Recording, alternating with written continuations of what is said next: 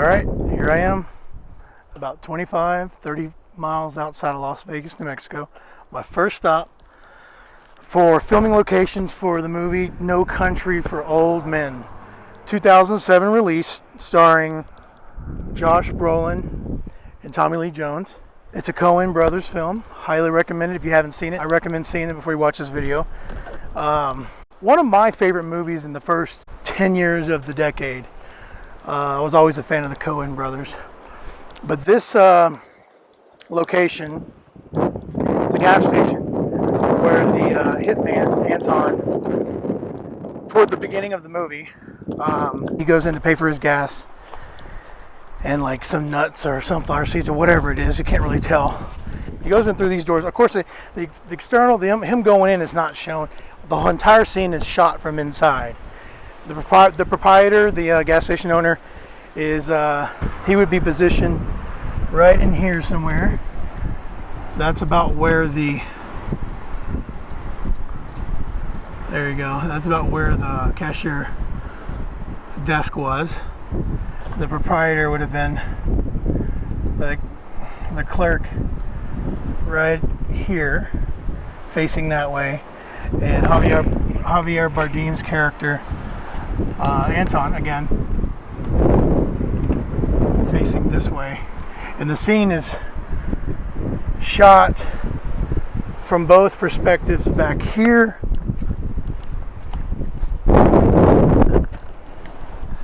So this would have been the camera facing Anton, Javier Bardem, and from the POV of the perspective of the gas station owner. Of course, right now it's locked, and it kind of looks like it's being used for storage. A conversation that involves the flipping of the coin. How much have you lost in a coin toss? He tells him to call it friendo, and proceeds to flip the coin. Anton is flipping for the clerk's life, and of course it lands on heads, and he lets him go. So this happened right here. Again, the desk would have been about right here, and you can see where the doors are swung open in the film. Anton is about right there in the center, and then you can see the window in the back. Super windy out here, as you can see. Hopefully this mic is working. Extremely windy. That is basically the scene. It's all we see of this location. But I wanted to come out here because it was just I have a fascination with abandoned locations, and we're heading into Las Vegas to get the rest of the locations. Pretty much the rest of the movie, most of it is filmed out in actual Las Vegas. So we're gonna. At this point, the wind was completely wrecking the audio as I was speaking. What was coming up next, which is the majority of the film's locations filmed in Las Vegas, New Mexico. We're gonna go cover those next. The beginning, opening, establishing shots were filmed out in Marfa, Texas, which are not going to be covered in this video, being that it was in a completely opposite direction to where we would be staying. There are two other locations out in Albuquerque that we are going to cover that no longer exist. One was either developed already and the other is leveled, but we're going to show those locations either way to just kind of show you what those sites look like currently today. Okay, one more thing I wanted to point out is this tractor trailer here. You can actually see it if you look closely right behind the gas station clerk, right through the window. I thought that was kind of cool. I mean, after all this time, 13 years. I mean, it's been sitting there, and who knows how long, even before the film was shot. So, I thought that was a cool little thing to point out.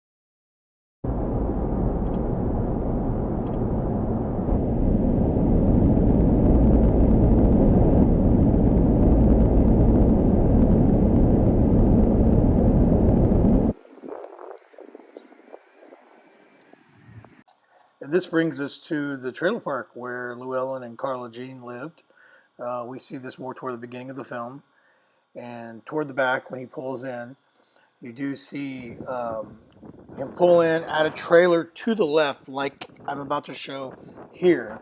Now, obviously, wouldn't be the exact trailer, but it does look like an approximate location where his trailer would have been sitting on the lot. He puts his guns underneath that white trim at the bottom of the trailer, just to the left of that first window, left of the front door. And this brings us to the Regal Motel, which was at the time a real title for the establishment. It is now the Regal Inn. And this is where, after Llewellyn arrives in Del Rio, he looks for a cheap place to stay, and he's recommended this place.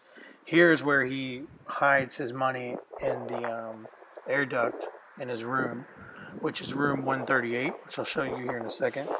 Later on, as he's being brought back by the taxi driver, he has him to continue on because he has suspicions that Anton's on to him and that he might even be waiting in the room. So he tells him to bring him to another motel. And here's a closer look at the room that Llewellyn would have been staying at, the Regal Motel. It's room 138, as you can see him exiting there. Not much has changed. It looks exactly like it did then, except the paint. Obviously, they repainted and they modernized the door. It's no longer a doorknob. It's now a key card entry. So other than that, it looks identical. And here's the front office, matching up with the shot from the movie.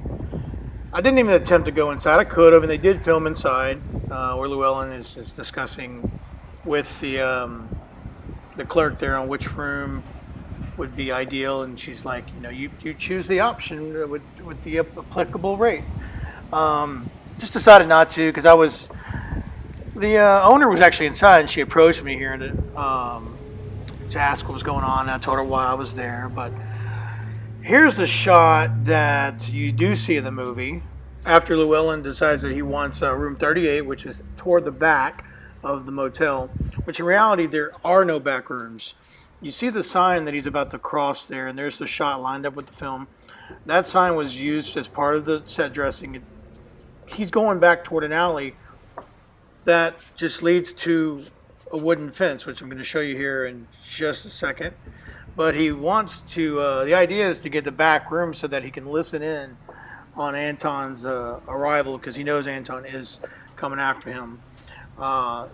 So here we are in real life. We'll show you the direction Llewellyn's going, and see, it's just an alley with a dead end to a fence. And of course that's why the scene cuts, because there's nothing there. But in the movie there's back rooms, and Llewellyn's there to try and get a jump start on Anton. Okay, so this location is the diner cafe that Carla Jean and Tommy Lee Jones character sit and have lunch. They meet here. It's closed, so I can't go in, but let's see if I can get a better shot.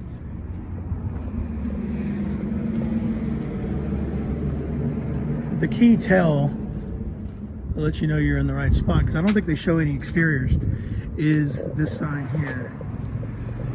This motel sign can be seen in the background through one of the windows behind them as they're eating. As you can tell, it looks pretty much exactly like it did in the movie. That table right there, right in this area, is where they would have been sitting, and through that window, the camera's shooting from here out, and then through that window to the right here, you can see this side. And I believe there is an angle from this end pointing in, and you can see the inside of the restaurant. There we go.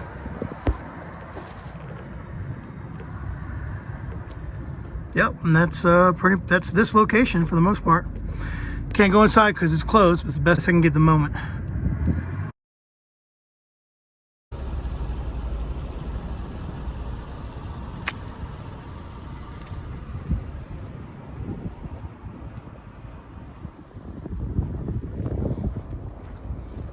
Well, this brings us to the downtown Las Vegas area where a good chunk of the film was shot, including the chase between Anton and Llewellyn. But we'll get to that here in a bit. Right now I want to focus on this location, the former Mike Zoss Pharmacy location in the movie. This is where Anton would have created a distraction to get inside and behind the counter of the pharmacy so that he can retrieve the meds needed to treat the gunshot wound to his leg. So needless to say, it does work out for him, and now let's go ahead and take a look inside. As you can see, it looks pretty much the same as it did then. Today it's an office supply store, so if you ever visit, don't expect to find any meds behind the counter. So now back to the chase between Anton and Llewellyn that I was referring to earlier. After, we're kind of out of order here, but after Llewellyn jumps out of the Plaza Hotel, he runs down this alley, this direction, and hides. He does this twice. He hides here, and it's an odd angle because when you look at the clip, the screenshot from the movie, this almost looks like it's extended out.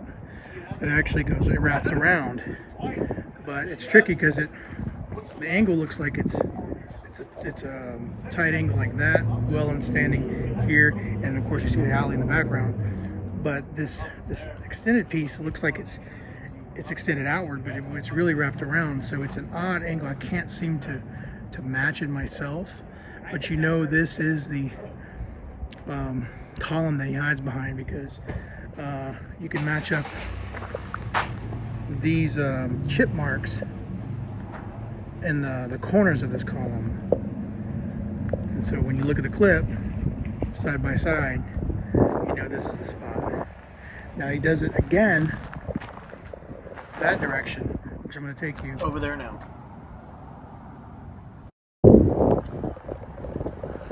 So now the direction Anna's coming is the other direction from where we were over there. Llewellyn runs this way. The camera gets static about right here, holding on to this shot. Llewellyn's running this way, and then he wraps around and hides right here. At the time, this was different tile, but yeah, it's a bank now, so you don't see any of this in the shot because I don't know what it was at the time. But if you look at the clip, you can see this is the shot. You can see the Coca-Cola sign in the background. So as the chase continues with Anton and Llewellyn, there's a moment where Llewellyn politely hijacks the guy in his truck, says he's not going to hurt him, has a gun pointed at him, but he's not going to hurt him, and then seconds later, a bullet comes through his neck and the back of his head from Anton. Llewellyn has to take the wheel from the now dead man. The truck comes barreling through this parking lot right here, wraps around, and then crashes into a parked car right here next to the fence where my rentals parked. One more thing to note is that median there that you see, that came after the fact, after filming. So as you can see, the truck crossing the line there in the middle of the road, that wouldn't have been possible today. So, you know, had they filmed this now, they would have chose a different location. If all that wasn't enough, you can tell this is the spot because the same 30-mile-an-hour speed limit sign is still there today. Pretty cool. Okay, now so after crossing the street from where I was over there, now we're facing this direction. This building was used as the interior. I can't remember which character was in that. I think maybe it was Tommy Lee Jones' character.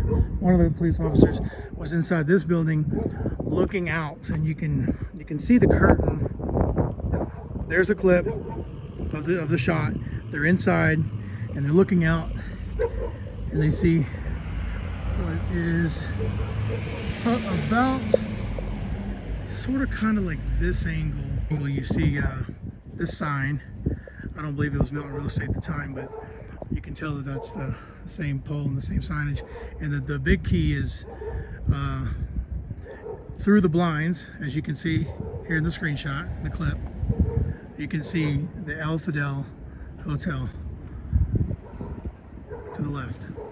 So you know the POV is coming from this interior.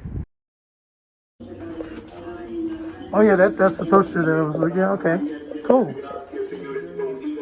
So here we are inside the Popular Dry Goods store, which I was the owner that was kindly led me to this poster. They filmed inside here where Josh Brolin is actually here to get his new wardrobe after leaving the hospital, and it pretty much looks exactly the same. He gets a hat and he gets his whole new wardrobe. And the shot is from the front is right here. Should be like right there.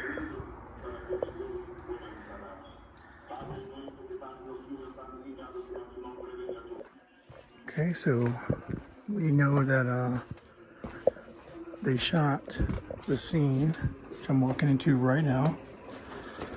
The bathroom, the actual bathroom. I'm seeing this for the first time as I'm recording. But this is the bathroom. This is the bathroom that Josh Brolin sits on the commode there and is tending to his injured foot. And you can tell, let's get a wider shot here. I believe, I don't know if both knobs are in. So just check back on the screenshot. And both knobs are included in the shot. So I'm having to use the wide lens on my phone to include it, to match the shot. This bathroom is not very big at all. It's actually pretty small, so how cool is that?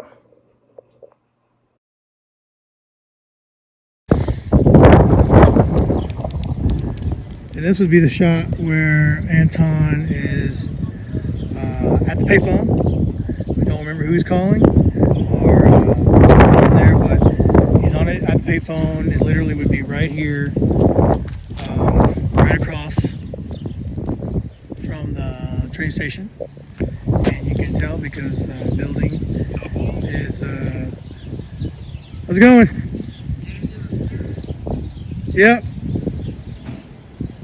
The building is identical. I mean, yeah, I don't know what else to say. This is a shot. Okay, so that lot across the street would be the lot I believe that Llewellyn parked at.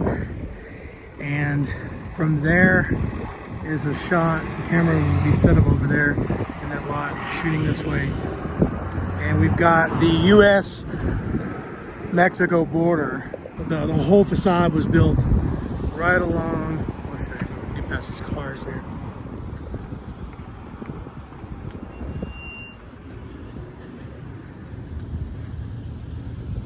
Pretty much right there in the middle of the median. So you can see the facade here. And further down, a lot happened here. So you got Llewellyn. I know he crosses the border into Mexico, then comes back and talks to the guy working the toll right along, like I said, right in the median. He fishes out responses to his questions, and if it seems legit, then he'll let him in town, because Llewellyn's coming back in from Mexico. So he tells him that he's in the service, and he had 2 tours in Nam, and that was good for him. And hey, let him in, let this guy into town. So he's back in the U.S. Toward the end, I believe, I might be getting the scenes out of order, but coming up right here, I guess Llewellyn's going toward Mexico, because it looks he's going this direction. He encounters the group of kids, and I think he's still injured. He's wanting to, this might even be right after the chase with Anton. He's wanting to buy the shirt from one of the kids for $500. This probably happened right along the center of this building. Just like that. Asks the kid if he can buy the shirt for $500. Sells it to him. He's like, let me see the money. He's like, I had that beer too. The kid's like, well, how much for the beer? And I was like, yeah, we just gave him $500. So this transaction would have happened right here. It seems like they've changed things, because at the time, it might have even been right here, there was a pole like one of these light poles over there, over here on this end, that Woody Harrelson's character, he gets up on this, stands up on it, and he's hanging on the pole. I guess he's like taking a look around, and then he comes down here. I mean, this might have been the spot, but obviously on this side, there's no poles. Okay, so I found the screenshot, matched it up, and this is pretty much the shot of Woody Harrelson's character.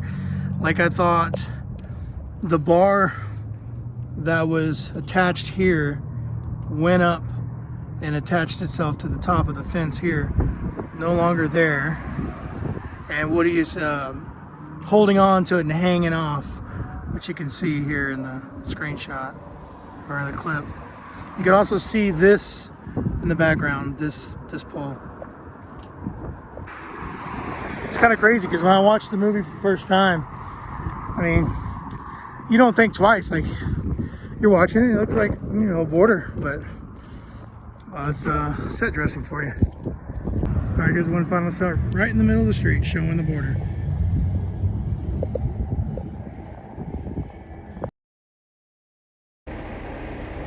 All right, and here is what would have been Carla Jean's house, where we're shown inside.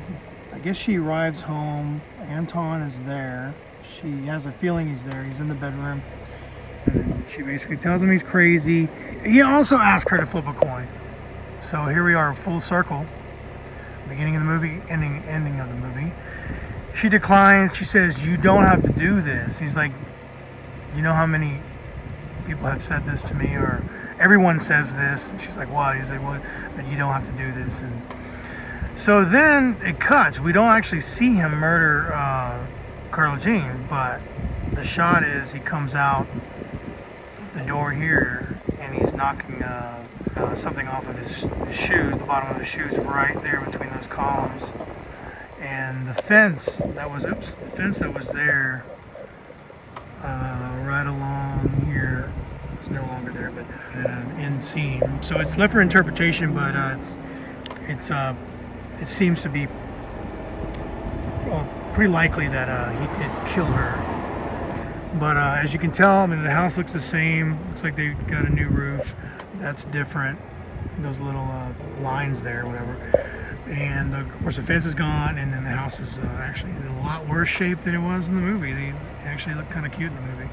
They have all kinds of trash on the porch. So and that's it. Carla Jean's house. All right, here we are, the Plaza Hotel. This is a lot happens here. Obviously, this would have been I guess the establishing shot. Tree, the right far part of the frame. First thing I can tell you is Llewellyn jumps out. I don't know if it's actually Josh Brolin, maybe a stuntman, but I'm gonna guess. And I'll get up there closer here in a minute, but they have a couple people that are hanging out right there at the table. Exactly where I want to be to talk about the scene, because Josh Brolin, or the stuntman, would have landed pretty much right where they are. So I'm guessing, based off these scenes, which I'm going to show here, as you can see, it's a tight shot of him. I'm going to say it's probably that window, because there's the window up close. You can see the brick, and you can see this green panel. And he drops. When he drops, you see this yellow curb up close. Okay, so there's a cut when he lands, and it shows the camera from that point of view, shooting toward me, and you see this view, the gazebo and the tree. But the biggest tell is when he picks up the suitcase, he goes right into that door, and you can see the 230 that's right there. So it's literal drop down, pick up suitcase, and door. So I would think it would have probably been that window or that window. Or it could have been done on stage, and then they just make it look like it's on location. But when they do cut to him running into the door, he's actually right there, picks up the suitcase from the curb and runs right through those doors. So now let's go inside and we'll take a look at the stairs. Okay, so we just came in. This is the interior of the Plaza Hotel. Again, this is the doors that Llewellyn comes in. They have a cool little documenting of the movie being filmed here.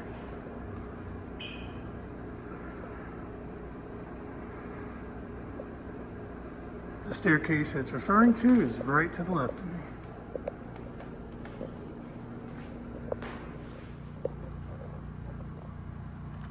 So the shot is actually this shot.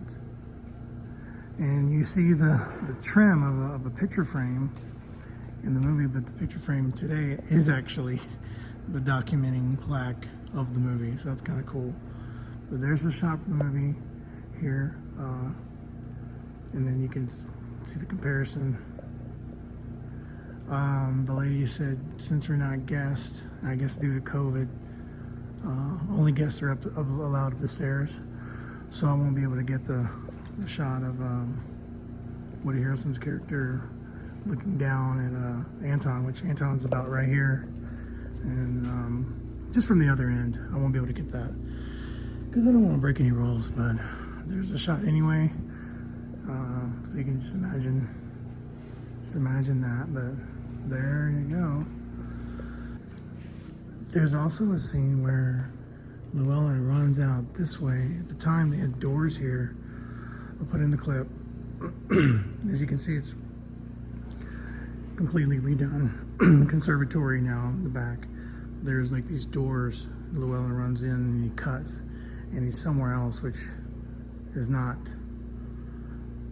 actual, doesn't exist, but they've had him cut somewhere else to continue the scene. But and I would take you to room 213 to show the door, but again, no non-guest allowed up the stairs, so gotta be respectful. But that's it.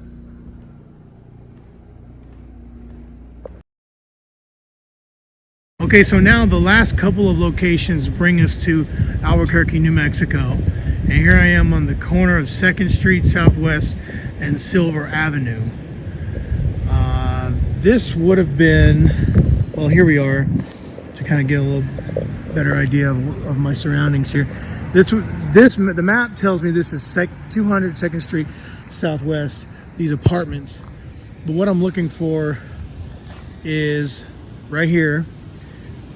This is the screenshot of where Llewellyn is at the bus stop.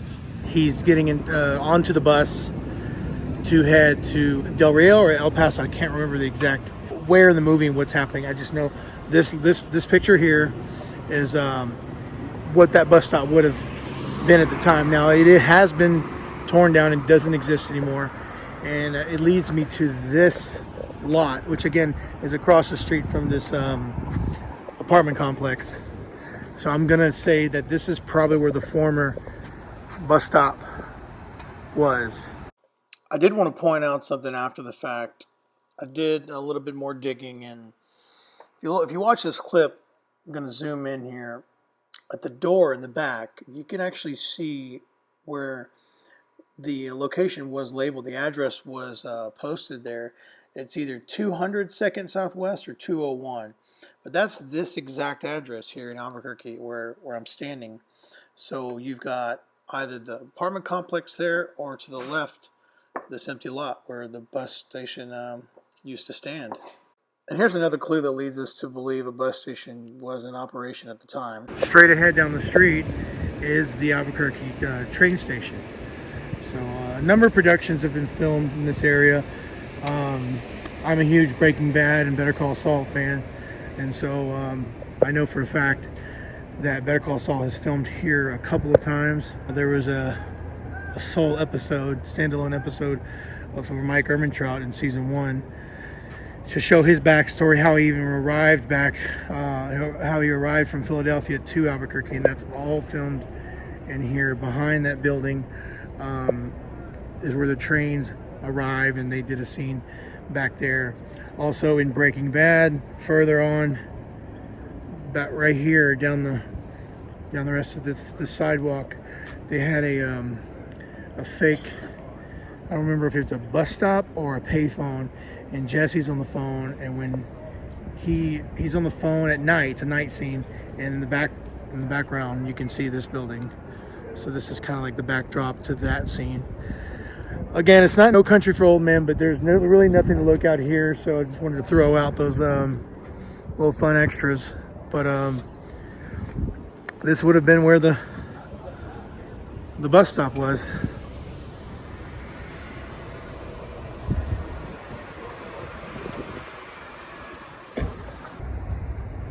All right, this brings us to our second and final Albuquerque location for No Country for Old Men. And this, here's about where the shot would be. But this would be what was formerly the Desert Sands Motel.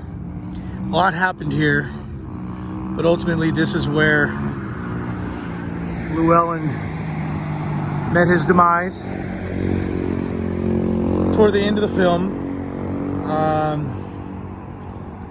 I don't know when it was torn down, but it's been a lot for it's been an open lot for a bit now. But you can see the building in the background to the left in one of the shots, I believe, where the sheriff comes in and he pulls in this way. So that should be a recognizable shot right there. One moment that comes to mind is, so apparently, imagine the hotel being here. I can see the structure here to the right, and the pool was off to the left. And Josh Brolin, as Llewellyn is making his way this way, there's like this concrete,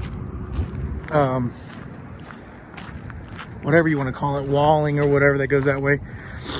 And there's a lady on the other side of the pool, and they exchange some words, and I just remember the line, she asked him, she said something about there's beer over here, and he's like, I know what beer leads to. And then her response is, beer leads to more beer. And so that's for me, that's a memorable line from the scene. But yeah, I'm basically standing where the former Desert Sands Motel stood. One tale to know that this is a location, aside from the obvious background, is this pole, signing pole, it's pretty much, it's the original, it's the exact one from the film, and you can tell there. And you can see these plants also in the shot where the sign is. Let's get a better angle here.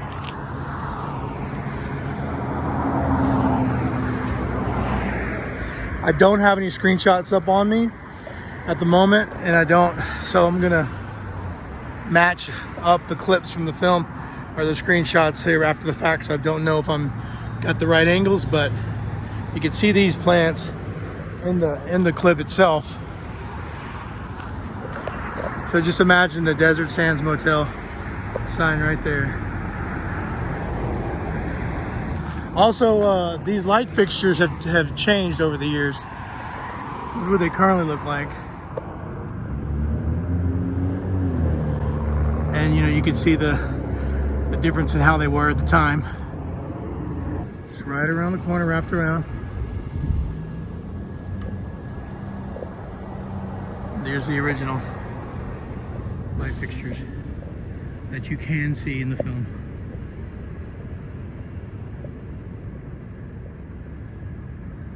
The faux lens sign also is in the shot.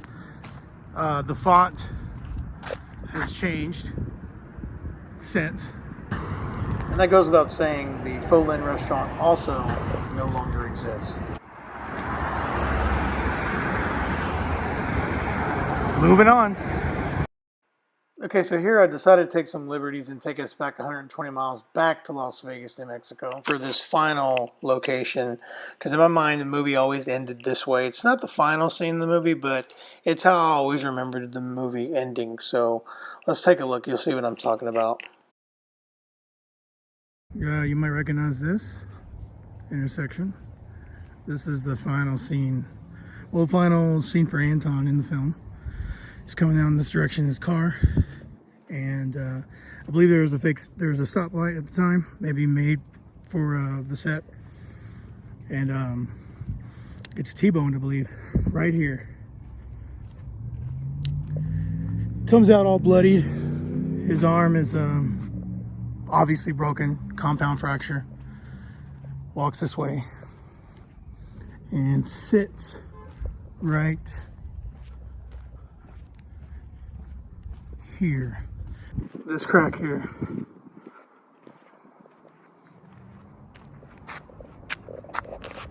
Should match what is in the clip. Basically sitting right there. And two kids on bikes come this direction. And they're like, "Sir, your fucking bones sticking out of your arm." It's kind of funny because one guy sounds like he's what's the kid's name from King of the Hill? I'm drawing a blank, but that fucking bone, it's hilarious. And he's like, "How much for your shirt?" He's like, "Oh, I can give you my shirt. It's a lot of money." He ends up taking it. Speaking of kid on the bike, there's one here. But yeah, he takes his shirt, he uses it as a sling, and kids, I guess they're